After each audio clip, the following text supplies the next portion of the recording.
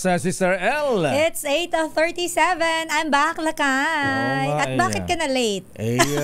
As usual, ayan. Traffic. Parang Lunes, dati, problema, Lakay, pag di traffic, wala ka sa Pilipinas. Ganun ba yun? Ay, hindi, pag holiday pala, walang traffic. Sana laging holiday. Ayan, kaya lang ayaw ng holiday na makausap natin ngayon na. Ay, oo, kasi we're talking about economy, work, bawas job. Kita pagka ganun, ha? Ayan. Malulugi ang mga negosyo, Lakay, pag laging holiday. At ngayon, huwag natin magpapaligoy-ligoy, ha? Ayan, dito na tayo, Sister L, sa ating Bakit Ikaw? Kilalanin ang mga nagnanais maging lingkod bayan sa Bakit Ikaw? The DZRH Job Interview for 2025 Midterm Elections. Itong bisita natin manggagawa ba talaga ito? Mukhang anak ng yayamanin nito ha? Ayan. Alam mo lang kaya ako nasasagot, hindi naman. Hindi naman. Ayan. Kasi kaibigan ko yung kapatid dito, Lakay. Parang college student lang ito ha? Ayan. Bagets na bagets. So, ano to? Ano na ba siya? Hindi. Millennial ka ba? Gen Z ka? Millennial. Millennial. Oo, kasi 1996. Millennial pa. Ganun ba? So, kaidaran natin. Sure ka ba, Lakay? Huwag ka nang hihirit pa. Ayan. Ipakilala mo na kaagad siya. Ayan. At susunod si Miss Universe. Ayan. Ano yung maamalo si Lola? Ayan, si Lola Gloria. Ayan. Lola Gloria. Gloria. Gloria Romero tuloy. Gloria Diaz. Gloria Diaz. Nominee rin pala ito ng party list. Party list. Ayan, mga... Matanda na siya, Lakay. Ilang taon na ba siya? I'm sorry, may edad. Patawarin niyo na po ako. Pasensya na po. Alis na po ba ako? Sinabi ko ng Lola, siya na matanda. Grandma. Miss Universe, ayan. Ayan, the beauty sa party list. Ayan. Ewan ko ng party list talaga. Miss Universe party list. Alam mo, Lakay, sorry, hindi ako masyadong aware sa dami ng party list. Inaamin ko, hindi ko po alam lahat ng party list talaga. Sa totoo lang, nahihilo na ako. Pero, alamin natin, Lakay, kung itong ating makakasama ngayon, kasama sila doon. Pero sabi ni Kapitan Rex Cayano. Ayan. Basta kami sunshine. Ayan. Sabong naman. Si Atong Ang? Kaya nga si Atong Ang, lahat ng mga sabungan nangangampanya ngayon. Talaga ba? Para iboto si Sunshine Cruz Montano Ang. Ayan. Ayan. Wala ring ang. Wala na. Kala ko ginagamit na yung ang. Hindi pa. Hindi naman sila kasalakay. Okay. Ano ba yan? Saan tayo napupunta? Sige na nga. Di pa kanala. Naging chismisa na naman tayo rito, ha? Kasi nire-report ni Edniel Parosa, invasion daw. Ayan. Pero alam mo, Lakay. Cyber warfare. Pero yun naman daw ay part lang ng paghahanda, Lakay. Ngayong kampanya, hindi yan ang cyber warfare, ha? Ayan, Marites warfare. Ayan. Ang hirap naman ng Marites, Lakay. Siyempre, kanya-kanya mga upakan ng mga kandidato. Pero ito na, ipakilala mo kaagad. Ito, Lakay, totoo na to. Wala nang patumpik-tumpik pa. Ang ating makakasama ay mula sa Kamanggagawa Party List, National Vice President ng National Federation of Labor. At sinasabi mo kanina, Lakay, mukha siyang anak mayaman, pero alam mo ang background niya, ang tatay niya ay isang pastor at ang kanyang nanay ay retired teacher. Aba. Yes, at siya ay pinakabata sa tatlong magkakapatid. At kaibigan ko, Lakay, yung kuya nito. Kaya alam kong, kaya sabi ko, hindi naman to mayaman, Lakay pero magaling. Ayan. Di ba? May bawi ako dun Yayamanin lang. Ayan. Sa mga kaibigan.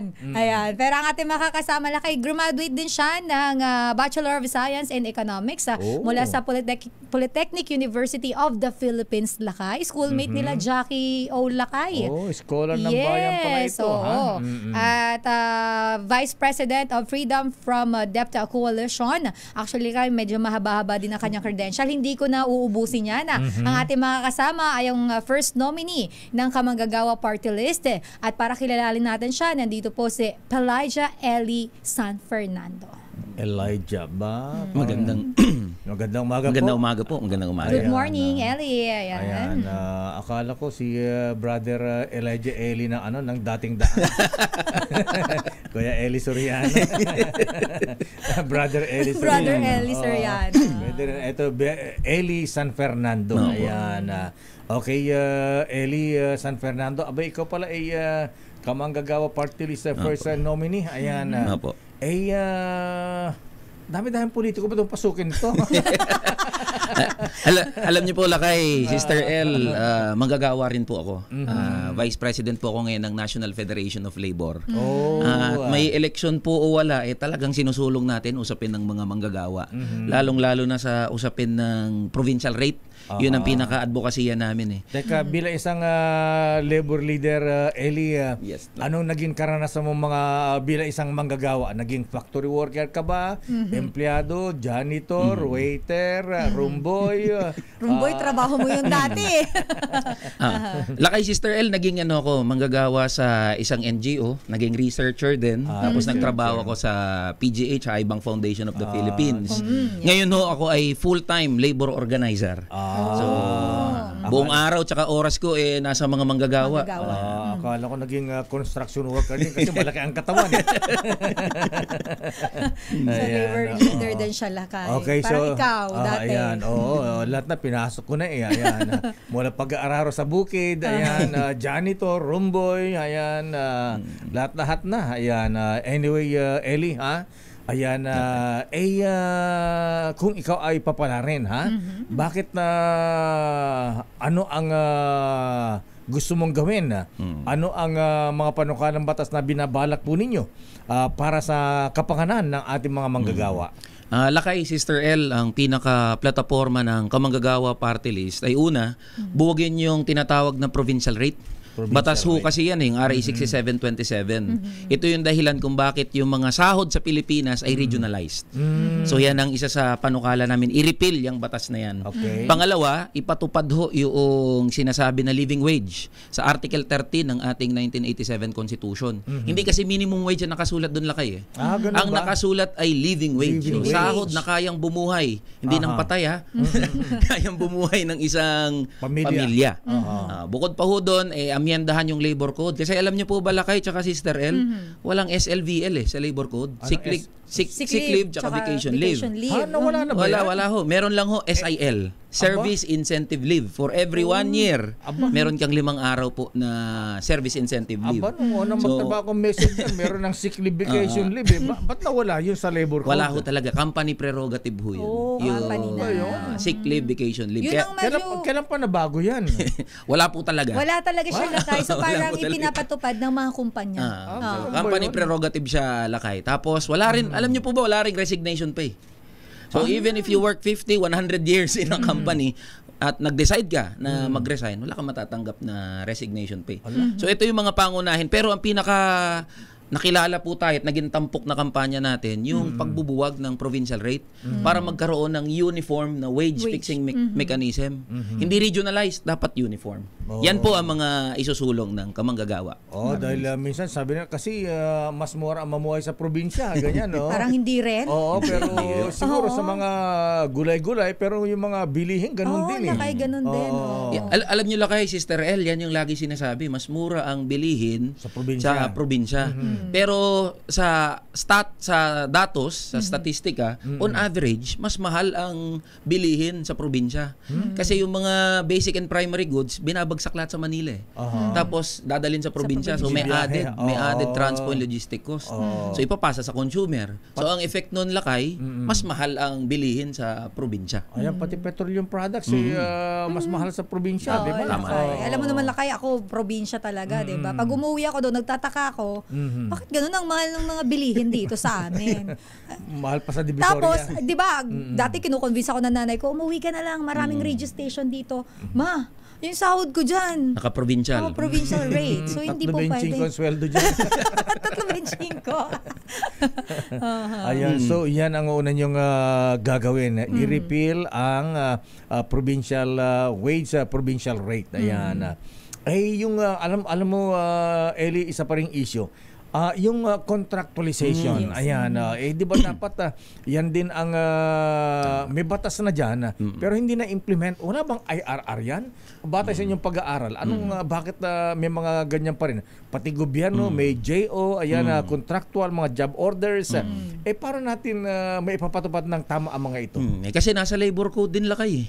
Yung dahilan bakit may endo contractualization So hanggat nandoon yung under probationary status na sa loob ng at hindi lalagpas ng 6 na buwan, probationary status ka, nalulusutan yan paulit-ulit lakay. Kaya ang nangyayari, kaya nga tinawag na endo kasi nag-end of contract na every 5th month. So kaya 555 din. Kaya ang panukala namin dyan, tanggalin yun at mag-direct hire. Ngayon kasi lakay, mas naging mas naging masahol pa ang sitwasyon kasi merong manpower agency. Ayun, dumami wala naman, ang sinasabi namin, walang ambag yung mga manpower agency sa kumpanya o doon sa production mismo. Kaya sinasabi namin, wala naman yan dati. Meron dati, direct hire. Direct hire, yes. So, kaya kailangan i-direct hire yung mga manggagawa. Wala na yung mga manpower agency. Tsaka, dapat yung contractualization, mapipigilan yan lakay pag nawala na yun mismo sa labor code natin. Totoo lakay, meron pong mga efforts na ipagbawal ang contractualization. Pero hindi napapatupad kasi nga nalulusutan So, all forms of contractualization, especially sa manpower agency, dapat ipatigil yan. Alam mo, Eli, totoo ka dyan. Kasi lakay, kahit sa gobyerno, may JO tayo. Kaya nga dapat model ang gobyerno. Kaya lang, sila ang nangunguna. May dagdag ko lakay, tsaka Sister L. Ang pinakamaraming kontraktual na manggagawa, tama o, nasa gobyerno. JO, tsaka COS. Biro yun, dami kong nakakausap lakay. 5 years, 10 years, 15 years. Some even 20 years. JO pa rin. At saka yung iba, hindi na nga pumapasok, JO pa rin, may sweldo pa. Iba na yun lang ibang empleyado. JO na, ghost employee pa. Ibang kaso na yun. Ay, may korupsyon na doon, patay tayo dyan. So marami palang dapat assignment ang mga taga kamanggagawa parties. Ang kaya naman sa kanilang hanay, Sister Ella. Yes, lakay. Nararanasan nila mismo, kaya alam nila yung sitwasyon. Ayan, kaya kung mag-e-endorse o kaya boboto, dapat yung mga talagang nakaranas kung ano ang kanilang nire-representa na marginalized sector. At Eli, ito naman, nabanggit natin yung living wage na sinasabi natin. Sa tingin mo, gaano ba kalaki dapat ang sinusweldo o sinasahod ng isang manggagawa para maituring o masabi na ito ay isang living wage ang kanyang kinikita? Gamitin ho natin yung mismong sinabi ng NEDA. Noong 2018. Sabi ho mismo ni Secretary Pernia, para mabuhay ang isang pamilya na may 5 miyembro, simple at desente. Actually, ang ginamit ho na term ay survival Para makapag-survive sa isang buwan, 42,000 pesos a month ang kailangan niya. So, ibig sabihin daw, makakakain na 3 beses sa isang araw, mapapag-aral yung kanyang mga anak, makakabayad ng utilities, makakapasyal kung gusto niya 1 to 2 times a day. So, merong sasakyan o merong motor na nirerentan. So, 42,000. I-divide na lang natin yan by 26 working days. Pumapatak yan lakay tsaka Sister L ng 1,600 pesos. A day. So, gobyerno na po mismo nagsabi niyan. So, 42,000. Kung ikaw ay manggagawa, dito sa NCR, pinakamalaking minimum wage sa buong Pilipinas, 645 pesos. Multiply it by 26, that's only 17,000 a month. So wala pa sa kalahati nung sinasabi na survival wages ng NEDA. So kaya suportado ng Kamanggagawa Party List na itaas ang sahod ng mga manggagawa. Lahat ng panukala, legislated man, yung 100, 200 pesos wage increase, yung panukala na 750, 1,200. All of the efforts and initiatives, we welcome that, lakay and Sister. Pero kung 1,000 pesos and 1,600 pesos a day, baka sasabihin ni Mr. Sergio Ortiz ng ECOP, sasara na mga kumpanya niyan. Hindi nakakayan. Lalo na yung mga MSMEs. Paano babalansihin yan, Eli? Sagutin ko muna yung sa ECOP. Alam niyo po, sa lahat ng usapin ng pagtataas sahod, yan ang lagi nilang binabala. Hindi namin kaya. Pero titignan na lang lang ho natin ang datos. Every year, ang mga pinakamalalaking negosyante sa Pilipinas, tumataas ang net worth nila. Ayun. Yun. Pataas ng pataas ang net worth nila. Tignan din natin ang datos, yung paglago ng ekonomiya, GDP. Every year din, pataas yan. Even ang labor productivity, ibig sabihin yung aktual na nagagawa ng mga manggagawa na serbisyo at produkto, pataas din ho ang trend yan. From 2012 to 2022, 20% ho ang na-increase sa labor productivity ng mga manggagawa. Mas maraming serbisyo at produkto na nalilika. So ang tanong, Lakay, tsaka Sister El, kung umuunlad ng ekonomiya, dumadami ang nagagawa ng mga manggagawa, bakit yung sahod nananatiling parehas? So sino nakikinabang sa paglago ng ekonomiya? So the easiest answer to that, they can raise the wages. Kasi mayaman nga yung company management Doon naman ho sa MSMEs, may sagot din tayo dyan. Doon sa mga micro, meron ng BMBO na tinatawag, Barangay Micro Business Enterprise. Itong mga BMBE micro enterprises exempt po yan sa minimum wage. So hindi sila nagbabayad na minimum wage sa kanila. Ito yung mga establishmento o mga negosyo na may 5 manggagawa pababa. Ngayon, na sinasabi natin, dapat ang gobyerno paramihin pa yung mga incentives ng mga micro businesses. Kasi nga, tawag dito, sila ang bumubuo ng 90% ng lokal na negosyo sa Pilipinas. So kapag pinaunlad mo yung mga micro enterprises, mas makakapag-hire sila, makakalikha ng maraming trabaho at oportunidad doon sa kanilang mga nasasakupan na mga lugar kung saan sila nagnenegosyo. Paano naman yung mga small and medium enterprises? Sa halimbawa, sasabihin natin, itataas yung sahod ng mga manggagawa. Paano naman sila makakasurvive o paano nila magagawa yan? Diyan po papasok ang role ng national government. Alam niyo kasi sa usapin ng taas sahod, lagi nakakalimutan yung role ng national government Ang nag-aaway, manggagawa at negosyante. Nawawala sa picture, national government. Bigyan ko lang ho kayo ng very concrete example. Kaya nga daw nandyan ang tripartite wage board may kinatawan ng gobyerno, ang employer at ang mga manggagawa. Ang problema dyan, Lakay, sa katotohanan lang, yung mga regional tripartite boards na yan, hindi responsive sa needs ng mga manggagawa. Just to give you an example, Lakay. Maputo lang kita. May na-interview na tayo dyan Agrabyado kami doon sa tripartite wage Dalawa kagad ang kalaban pagka nagbotohan yung manggagawa. Tama. Biruin nyo, sa NCR, wage order, for the past 36 years, 25 beses lang nagtaas ng sahod ang NCR. So ibig sabihin hindi irresponsive dun sa needs ng mga manggagawa itong mga regional wage boards. So hindi talaga siya hindi patas yung laban. 2 boto tama kayo lang. 2 boto na laban sa 1 boto ng manggagawa kaya hindi tumataas ang sahod ng manggagawa. Maibalik ko po doon sa micro and small enterprises. Kaya mahalaga po yung role ng national government kasi doon sa mga negosyo, halimbawa magtaas ng sahod. Sino ang magsusupport sa mga maliitang negosyo? National government through small business wage subsidy na tinatawag. Hindi po to ayuda, hindi to dole out. Counterpart to ng gobyerno doon sa maliit na negosyo para kayanin na makapagbigay ng akmang sahod sa manggagawa. Anong departamento under yan? Dapat? Nagawa na ho to kasi noong 2020. The height of COVID-19 pandemic. So, sama-sama pong mga ahensya ng gobyerno yan. DSWD, DOLE. So, yan po ang nagtulong-tulong para dito sa small business wage subsidy. Ngayon, bumabaha ng ayuda, Lakay. Tsaka, Sister El, bumabaha ng ayuda kung saan nilalagay, puro dole outs. Totoo yan. Bakit hindi ilagay? Hindi masama ayuda. We are not against ayuda. Pero dapat ang nililikha ng gobyerno, trabaho, oportunidad. Jobs. Turuan ang mga manggagawa at mga Pilipino na tumindig sa kanilang sariling paa. Hindi yung lagi na lang pinapaasa sa mga politiko. Lakay tsaka Sister El masipag ang mga manggagawa, masipag ang mga Pilipino. Ang problema, ang gobyerno, nilalagay niya yung budget at resources niya doon sa mga bagay na hindi naman pang matagalan. Yan ay mga band-aid solution, mga ayuda. Kaya mga 4-piece, pasensya na po yung mga umaasa ng 4-piece, mga ayuda na ganyan. Yung, di ba yung nagiging controversial lagi, nagpapapicture lang, yung tupad. Yung nagpapapicture lang daw na hawak yung walis. After nun, nagsasabong na or nagpapariband na. Mga ganun. Kaya. Tama. Nasa beauty parlor sa atin. Pero hindi po natin nilalahat. Meron talagang nangangailangan talaga yung iba. Pero yung iba kasi na pinipili ng kung sino mang LGU ang dikit, yun ang nakikinabang. Kaya nga sabi ko kay Secretary Jerry Acosari, yung mga pabahay na tinatayo na hindi naman natupad pwede ba unahin yung mga homeless, yung mga nakatira sa mga kalsada, pwede bang anuhin yan?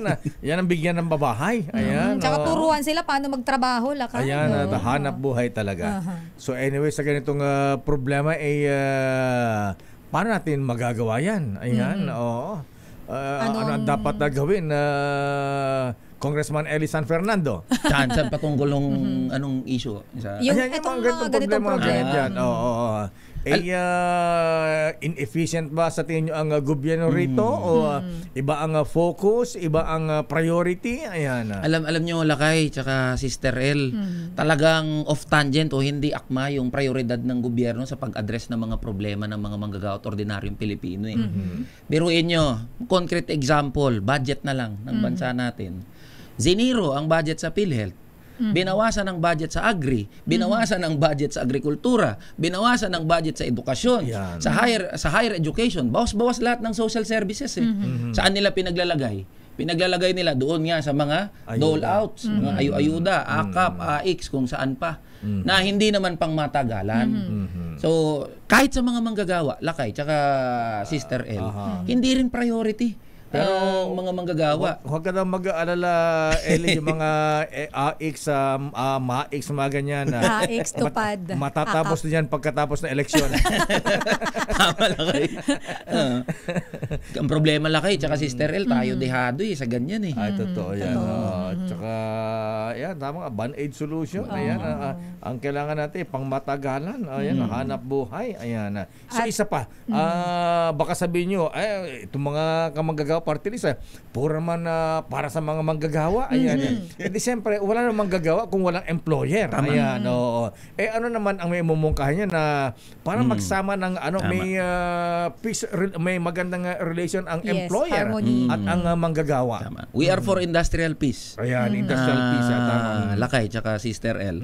Kanina, pinag-usapan natin yung suporta sa mga negosyo. Ang suporta, kasi ang paradigm, ang development paradigm ho ng gobyerno, sinusuportahan yung mga malalaki na. Kaya yung malalaki, mas lumalaki. Yung mga maliliit, nawawala ng tuluyan. So una, dapat palawakin ang mga insentibo sa mga micro and small businesses, enterprises. Isa na nga yung BMBE.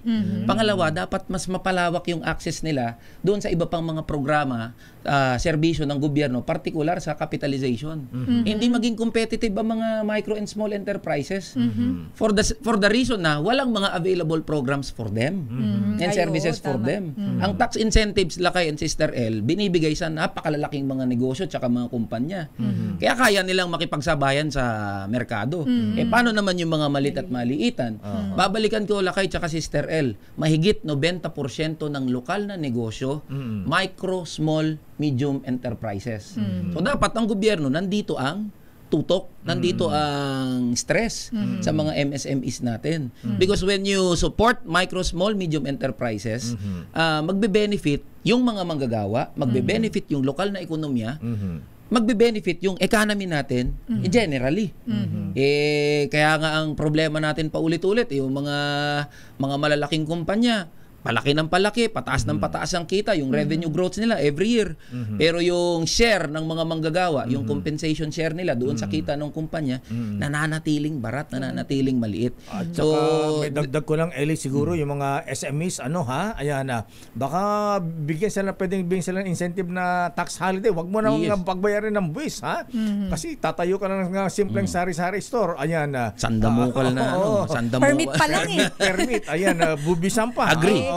Tsaka diba, Lakay, marami din tayong mga kababayan na interview dito sa ating mga man on the street. Nangungutang sila sa Bombay na kanilang puhunan. Wala kasi silang subsidy or tulong man lang, pampuhunan mula sa gobyerno na sana panimula nila. Malit na nga kami, magsisimula pa lang kami, tax na.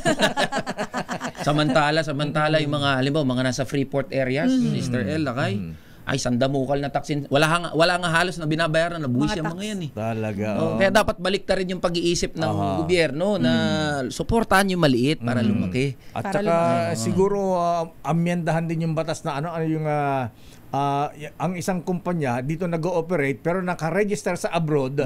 So doon nagbabayad sa abroad ng buwis. At pag nagka-problema. Anong tawag doon? May term doon na term na ginagamit doon. I-check natin na tayo. So parang tax, hindi man tax evasion pero tax iba yung pag tax evasion lakay, kaso yun. parang ganun din, parang tax evasion kasi ayan anyway may term diyan na actually naging issue yan sa sa kabila. Yung pinasara ni Digong. Ganun. Naka-register yung company nila doon sa abroad. Ayan, instead na magbayad dito, doon nagbabayad sa abroad. Pero dito operation. Ganun ba? Anyway, may magtatanong kay Ellie muna lakay, nasa labas. Mukhang construction worker itong magtatanong. Mukha, nakikita ko sa Zoom, mukhang isang manggagawa na construction worker ang makakasama ng ating reporter. Kailan daw magiging air condition ang work area ng mga construction worker? Walang ganon! Wala bang ganon? Ang ating reporter na si RH52 Edniel Parosa nandyan sa may San Juan City at mayroong magtatanong sa iyo, Ellie, na isa sa ating mga kababayan. Edniel, sino yung kasama natin ngayon? Ano ang kanyang katanungan kay Ellie? Naku, schoolmate mo pala din to si Edniel. Suot natin yung Batang PUP rin to. Batang PUP rin to Edniel. Magandang umaga, lakay Sister El at sa Kamanggagawa Party List. Kanina niloloko niyo si Kuyang Eli na mukhang construction worker. Dito tayo ngayon sa construction site. Lakay sa lungsod ng San Juan, ilang isa sa mga halimbawa at ipinaglalaban na rin advokasya itong ating Kamanggagawa Party List. Pero yung ating kakausapin ngayon, hindi yung mga construction worker. Alam niyo ba, nakapukaw sa ating natin ngayon, mayroon palang safety officers lakay at Sister El sa mga construction site na mga babae. Kababaihan. Natin si Ma'am Michelle. Tama? Ma'am Michelle, good morning ho. Live tayo sa DZRH. Good morning. Good morning po, ma'am. May tanong lang po ako about kay sir. Okay. Sa Kamanggagawa Party List. Sir, may tanong po ako. Sir, pag nanalo po kayo, ano po yung pwede niyong itulong na benepisyo sa katulad ng babae nasa construction site? Yan, si ma'am. Alam nyo ma'am, meron ng mga batas ngayon patungkol sa mga kababaihan, pero meron na tayo sa maternity leave at iba pang mga expanded benefits para sa mga manggagawa nating kababaihan. Pero dapat matignan natin sa inyo po, safety officer. Hazard pay, meron ho ba kayo? Risk pay, special risk pay, meron ho ba kayo? Meron naman po. So yan, dapat po matiyak natin na sa mga manggagawa natin na kababaihan, lalong-lalo na yung mga safety officer po natin, ay mabigay yung mga akma, mga basic na mga benepisyo. Lalong-lalo na po sa klase ng trabaho ninyo na bilang safety officer, matanggap nyo po yan, yung mga basic na yan. Tapos kung meron pa po tayong mga pwedeng expand, tignan po natin. Dahil ang pinaka-plataforma po ni Kamanggagawa Party List, across po yan, across all sectors, across all genders, across all regions. Taas natin yung sahod ng mga manggagawa, tapos buwagin natin yung provincial rate na tinatawag. Yan po, makikinabang tayong lahat dyan, ma'am. Thank you po, sir. Thank you po, sir, sa magandang pwede niyong gawin pag nanalo po kayo, sir. Sir, umasa po kayong mananalo po kayo, sir. Thank you. Thank you, Salamat Ma'am po. Michelle. Mukhang may supporter ka na, Ellie, Kamanggagawa Party List, nakakakuha na ng supporters dito. Ilang floor tong gusali na ito na tinatayo? 2 floors na isang gusali. Lahat ng worker dito kakampanya na. Ilan ang manggagawa dyan na construction workers dyan na Edniel? Gano'ng karaming workers daw dito, madam? More or less 50. Lakay. Marami. 50. Ayan. Nagkilapit po lang si Ating Michelle kanina ganun ba? Kahit maghilamos si ate, ma-beauty pa rin siya. Ayan. Kaya lang Edniel, construction workers ang mga yan nandyan baka iboto nila construction workers solidarity. Hindi naman construction worker yun lang. Madaming party list may advokasya para sa mga manggagawa at naman dapat talagang tutukan ng ating mga politiko. So yan ang latest mula rito sa lungsod ng San Juan. Ito pa rin si Edniel Parosa, nag-uulat para sa DZRH. Una sa Pilipinas, una sa Pilipino. Maraming salamat, Edniel Parosa. Daming bayan. Balikan natin ating bisita, Mr. Elijah Eli Soriano San Fernando. Sabi ko sa'yo, mabibinyagan ka ibang pangalan. Paglabas mo, papalit mo na yung ano mo sa PSA. Tama-tama. May kapalit na ba si Brother Eli? Ayan.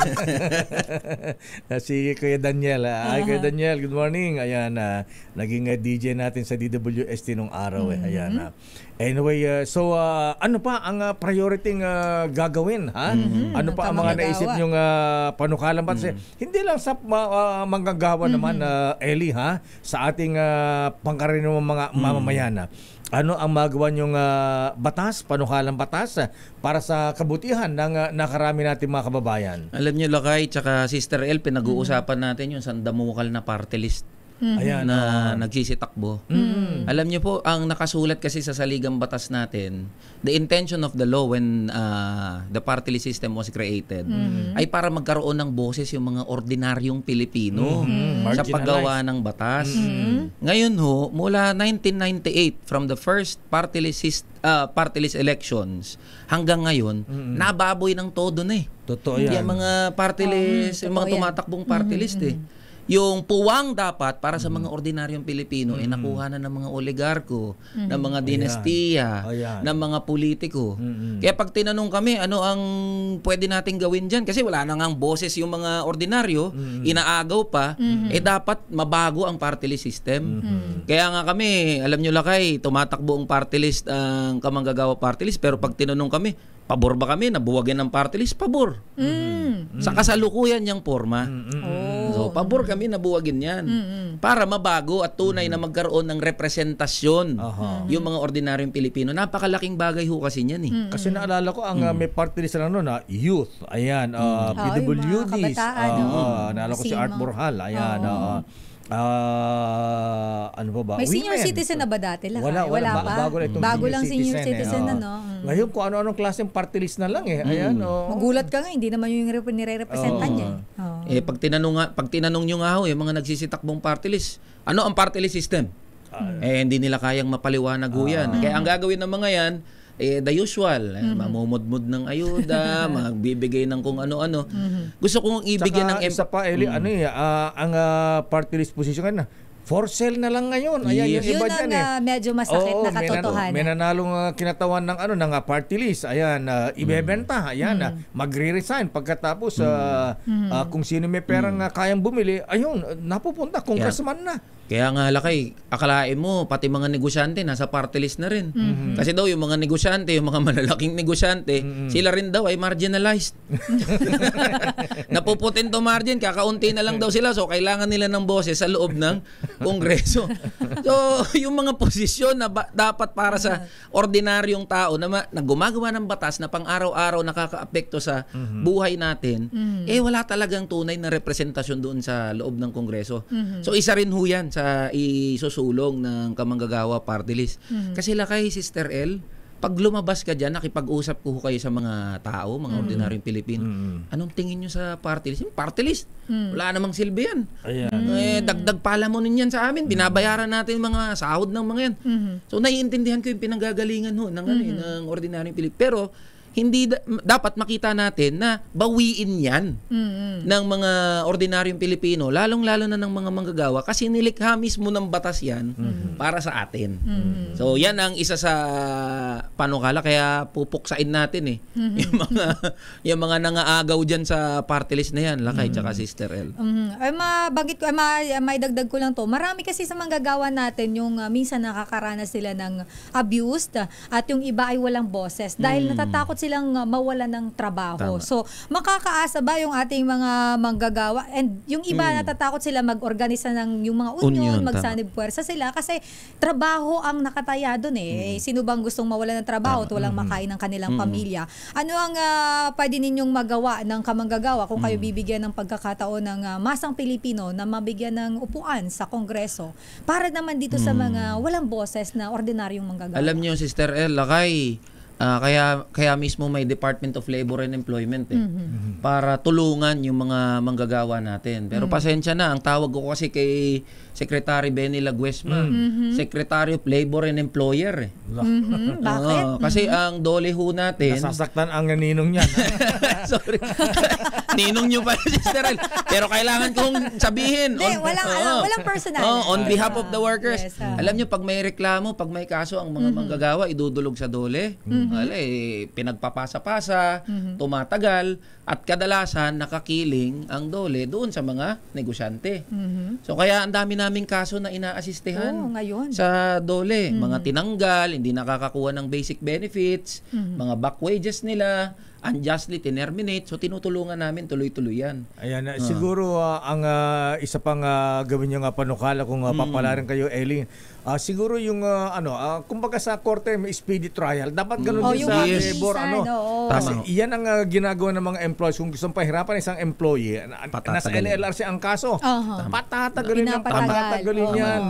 Hanggang sa gutumin yung manggagawa na walang magawa, makipag-areglo na lang. Kaya napabayaan na yung kaso. Kaya ang epekto niyan lakay, Sister El, tama yung binanggit mo eh. Sa halip na ireklamo ko pa sa NLRC, punta pa ako ng DOLE, huwag na lang. Ilang taon na abutin yun eh. Hanap na lang ako ng panibagong trabaho. So anong nangyayari, hindi nare-resolve yung mga ganitong problema. So na-embolden palalo yung mga negosyante na apihin yung kanilang mga manggagawa. So dapat yan ang isa sa i-review. Papaano nagpa-function ng DOLE, especially itong mga attached agencies niya na nakatutok sa pagresolba ng mga labor disputes. Partikular naman sa pag-uunyon, nakakalungkot lakay, tsaka Sister El, nakasulat sa saligang batas natin, karapatan na organisahin ang sarili. Pero dito sa atin, alam naman natin yan, pag nag-union ka, ano sasabihin sa'yo? Papasara mo yung kumpanya. Komunista ka. Manggugulo ka. Hindi naman, hindi ulat na nag-union, ganun. At ang pag-union, napaka basic and fundamental right yan. So what we are pushing is, dapat mapalakas pa yung karapatan na yan, freedom of association. Ipatupad natin yung mga rekomendasyon, lalo na ng International Labor Organization dito sa bansa natin. Philippines remain to be one of the most dangerous countries in the world in terms of trade union rights. Kaya yan po, dapat maproteksyonan yung pag-uunyon. Kasi lakay tsaka Sister El, kapag walang union, habang buhay, minimum wage ang mga manggagawa doon sa kumpanya nila. Pag walang union, hindi mabibigay yung mga basic benefits. So lagi nilang nakaasa doon sa kung anong ibibigay na kumpanya. At saka may dalawang klase ng union. Ayan, huwag yung yellow union. Tama lakay. Kung ano yung dinikta ng employer, yes na lang ng yes. Ayan, So siguro yan parang alam na mo yun kasi isa ka sa pasimuno. Pinagdaanan ko yan. Sa dati mo mga pinagdaanan mo noon. Pinagdaanan ko yan sa Sister El, kaya ramdam ko rin eh. Ayan. Yes. Tsaka pwede ba parusahan din yung mga yung mga nambubuwag ng picket line? Yan, tama. Galing nga ako sa ilang welga itong mga nakaraang linggo. Mahigit 5 welga na na puntahan mo. At ganun ang nangyayari, binubuwag yung picket.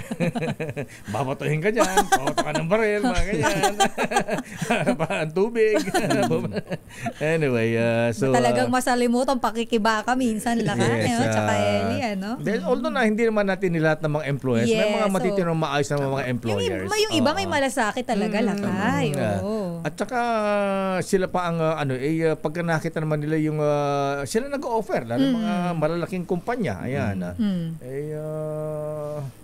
Magbabagay ba ako ng pangalan? Yung ninong ko? Ayan.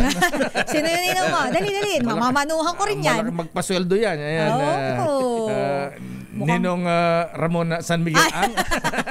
Ay, masaya mga empleyado niyan lakay. May kakilala ako nagtatrabaho dyan. Ayan. Kaya daming ko ay gusto kong pumasok sa San Miguel, malaki ang sweldo dyan. Tsaka ang ganda pa ng building. Ayan. Anyway, Ellie, bilang panghuli, ayan. So, kausap yung ating mga kababayan sa ating Bakit Ikaw? Bakit kayo sa Kamanggagawa Party List na ang dapat iboto sa darating na eleksyon?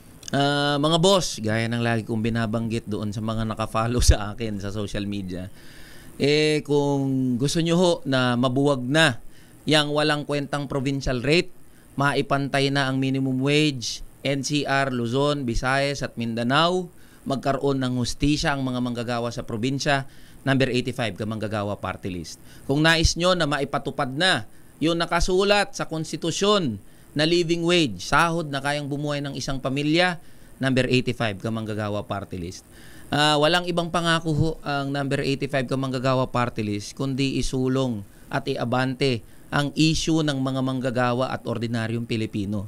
Dahil ang bumubuo mismo sa kamanggagawa ay mga manggagawa at ordinaryong Pilipino rin mismo. Proud tayo na sabihin na itong party list natin ay hindi pinapatakbo ng mga negosyante, hindi pinapatakbo ng mga malalaking mga pamilya o mga politiko. Kaya wala itong ibang pagkakautangang loob, kundi ang mga manggagawa at ordinaryong Pilipino rin. Mga boss, meron tayong pwedeng gawin. Ngayon pa lang, papalapit na ang eleksyon. Kung nais natin na mabuwag ang provincial rate, hindi kakayanin mag-isa ng Kamanggagawa Party List yan. We can elect public officials na sumusuporta na mabuwag na ang provincial rate at iabante ang karapatan, kapakanan ng mga manggagawa. Ngayon pa lang, pwede na nating umpisahan yan. At yung iboto natin, hindi lang yung mga nangangako, hindi lang yung mga nagsasalita. Iboto natin yung danas, yung kahirapan natin, yung pang-araw-araw na buhay natin, alam yung sitwasyon ng mga manggagawa. Ang mga politiko ho, mga boss, madaling mangako, langit lupa, pati bituin, ipapangako niyan. Pero ang kaibahan natin, tayong mga manggagawa at ordinaryong Pilipino, hindi naman tayo nagsasalita lang tuwing eleksyon. May eleksyon o wala, ipagpapatuloy natin itong laban natin para mabuwag na yung provincial rate, tumaas ang sahod ng mga manggagawa. So yun mga boss, number 85 Kamanggagawa Party List. Salamat po. Maraming salamat, Elijah Eli San Fernando, first nominee ng Kamanggagawa Party List, number 85 sa balota. Thank you. Thank you. Kilalanin ang mga nagnanais maging lingkod bayan sa Bakit Ikaw? The DZRH Job Interview for 2025 Midterm Elections. This time check